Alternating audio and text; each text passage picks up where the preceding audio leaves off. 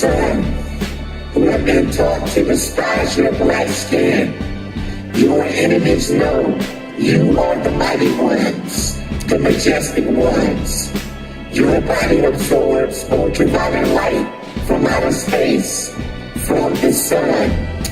You are an immortal race that is linked to the all. In your skin is cosmic gold, a gift from nature. On earth, it is referred to as melanin, black ether, from the womb of the triple darkness.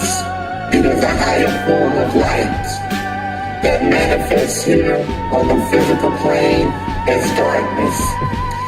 For you, this is confusing, as you have been taught to fear all that is dark and all that is black.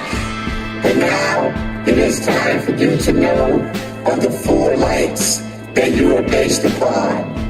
The Atun, which is the red sun. The Aten, which is the yellow sun. The Amon, which is the blue sun. And the Anun, which is the black sun.